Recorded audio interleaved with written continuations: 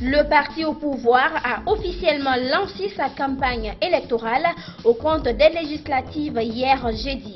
Les responsables du RPG Arc-en-Ciel et les militants se sont donné rendez-vous à l'esplanade du Palais du Peuple. Le parti compte rappeler 100 députés. En Chine, l'épidémie coronavirus a alourdi le bilan des victimes. 213 personnes sont mortes et près de 10 000 contaminées. C'est tout pour le sommaire. Dans un instant, les détails. Messieurs, dames, bonsoir et bienvenue. Le RPG Arc-en-Ciel a officiellement lancé sa campagne électorale hier jeudi. C'est au compte des prochaines élections législatives à l'issue desquelles le parti au pouvoir compte rafler 100 députés. L'événement a mobilisé plusieurs militants sur l'esplanade du Palais du Peuple. Oumar Condé, reportage.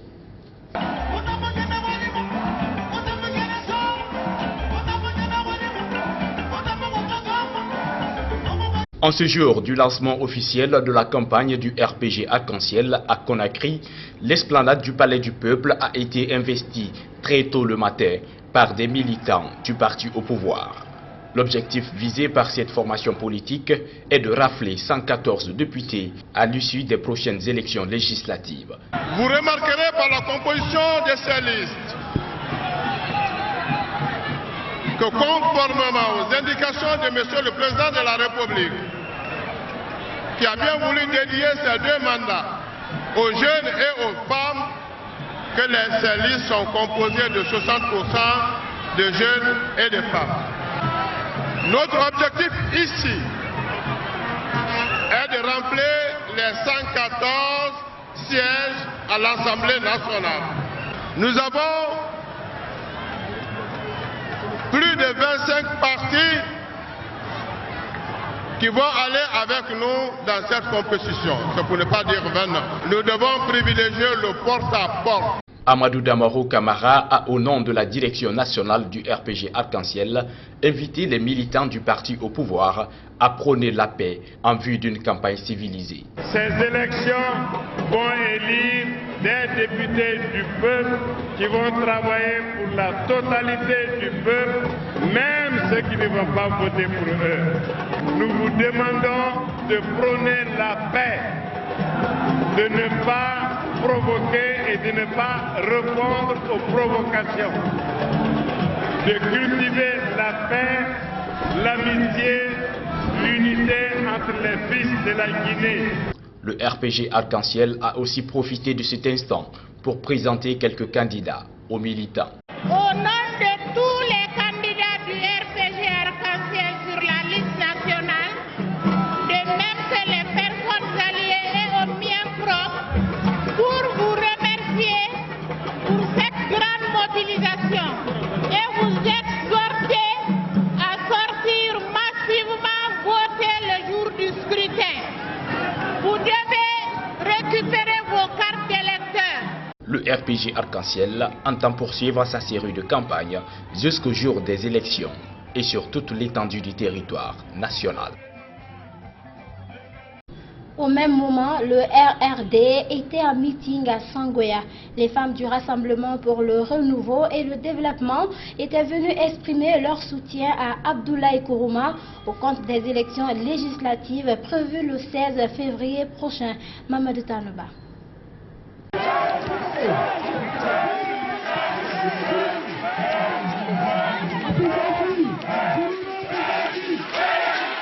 Le président du Rassemblement pour le renouveau et le développement RRD, engagé dans la course au compte des législatives du 16 février 2020, a bénéficié du soutien des femmes de son parti. Elles ont réitéré leur engagement à accompagner Abdoulaye Kourouma à l'Assemblée nationale.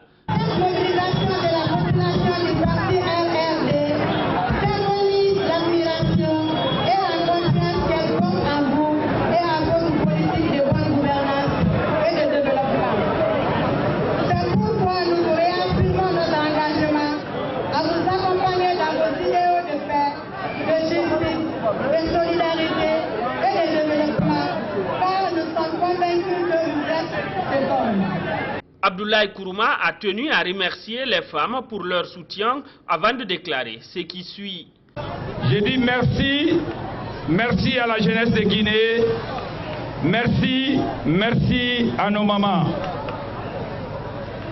Je dis bien, le 16, nous demandons à l'autorité en charge des organisations des élections de respecter la date du 16.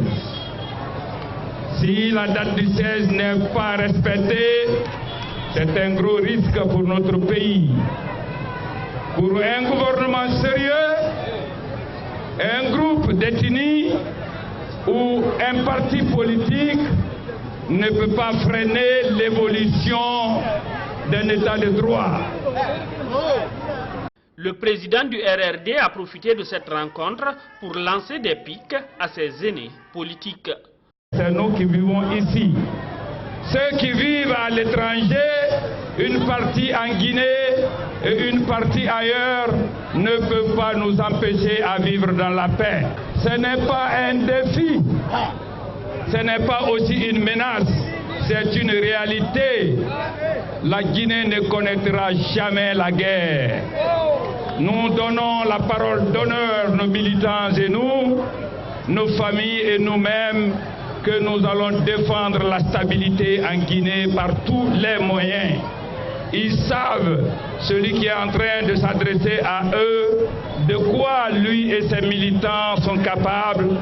Vous voyez, on ne veut pas empêcher le pays à évoluer, sinon on peut aussi bloquer l'autoroute. Mais pourquoi on ne le fait pas? Parce que nous sommes des vrais Guinéens. Abdoulaye Kourouma est candidat sur la liste nationale aux législatives. Le FNDC a accepté de suspendre ces manifestations de rue à la demande des religieux. Les manifestations qui ont causé des pertes en vie humaine et des dégâts matériels importants dans principalement 2 quartiers de la haute banlieue situés dans la commune de Ratoma. Il s'agit de Koza et de Wanindara où des exactions des agents de force de sécurité ont été signalées dans plusieurs endroits. Mamadou Tandoba et Souri Kanchabangora. Le comportement des forces de l'ordre, notamment policiers et gendarmes, ont indigné la plupart des citoyens guinéens ces derniers jours. Les images des exactions subies par les populations de Wanindara et Koza ont fait le tour du monde. À Nasrullah, les dégâts sont énormes.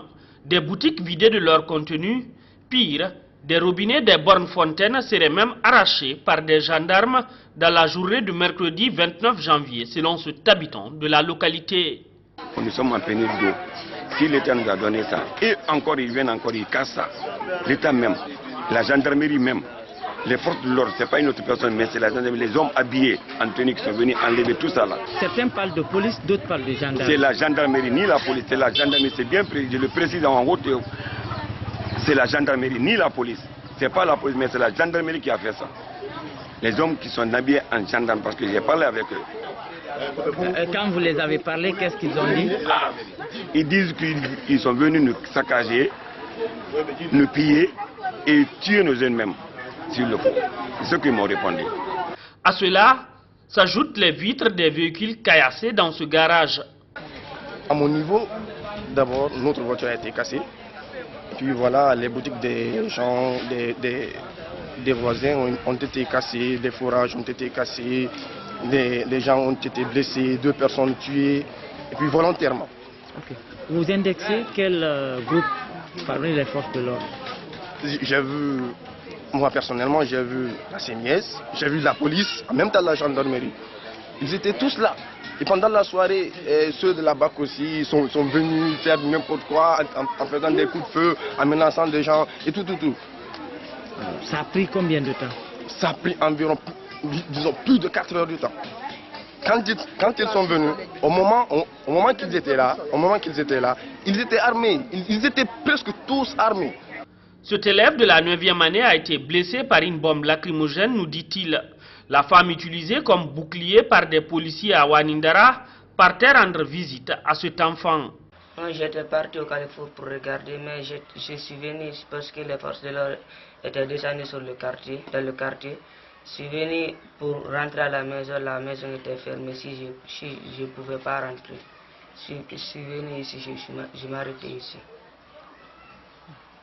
Donc tu étais seul, on t'a vidé, on a tiré sur toi? Non, ce sont les gaz grenades qu'ils ont jetés sur moi. Tu étais seul ici, arrêté? Non, non, il y avait des autres. La méthode employée par les forces de sécurité dans le maintien d'ordre est jugée brutale par plusieurs observateurs. Après des années de déchiffrement, le divorce aura enfin lieu entre le Royaume-Uni et l'Union européenne ce vendredi 31 janvier à minuit. La douloureuse page se tourne enfin entre soulagement, tristesse et inquiétude de part et d'autre de la Manche. Suivez. Ce soir, ils ne seront plus que 27. Mais les États de l'Union européenne restent soudés. C'est le message d'unité affiché ce matin par les dirigeants des institutions européennes à quelques heures du Brexit. Ursula von der Leyen, présidente de la Commission, le répète, la décision du peuple britannique est respectée, mais regrettée. Et oui, lundi, nous ouvrirons une nouvelle page de notre histoire. La Commission présentera sa proposition pour les négociations. Nous voulons le meilleur partenariat possible avec le Royaume-Uni, mais il est clair qu'il y aura toujours une différence. Appartenir à l'Union européenne compte, l'Union fait la force. La sécurité, l'environnement, l'économie, la finance, l'immigration, ces problèmes, un pays pourrait les affronter seul, mais c'est souvent plus compliqué et c'est à ça que sert l'Europe. Portés par le son d'une cornemuse, drapeau de l'Union Jack à la main, des députés britanniques du parti du Brexit ont quitté le Parlement européen ce matin pour la toute dernière fois. En Chine, le bilan ne cesse de s'alourdir. Il fait désormais état de 213 morts et de près de 10 000 personnes contaminées, parmi lesquelles un 6e cas en France et 2 premiers cas au Royaume-Uni. L'OMS a décrété ce jeudi l'urgence internationale. Reportage. Dans les rues désertes de Wuhan, coupé du monde depuis 8 jours, l'image de cet homme décédé sur un trottoir. Il sera rapidement récupéré par les services de santé. Aucune information sur la raison de son décès, l'infection peut-être. Le bilan du coronavirus en Chine, lui, continue d'augmenter. Depuis hier, nous avons dénombré 9 692 cas et 213 victimes. Depuis plusieurs jours, les évacuations aériennes des étrangers résidents de Wuhan se poursuivent. Ici, un avion français avec 200 rapatriés qui seront placés en quarantaine.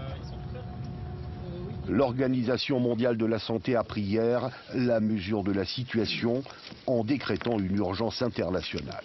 Nous ne connaissons pas les dégâts que ce virus peut provoquer s'il s'étend à des pays dont le système de santé est faible.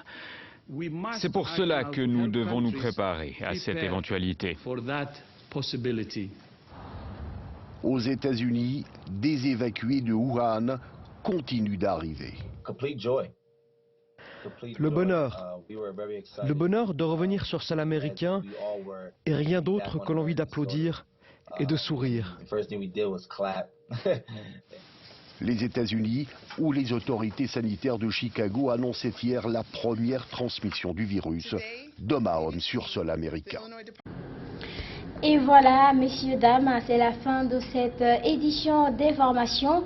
À tous, merci de l'avoir suivi et merci de votre fidélité à Gangan TV.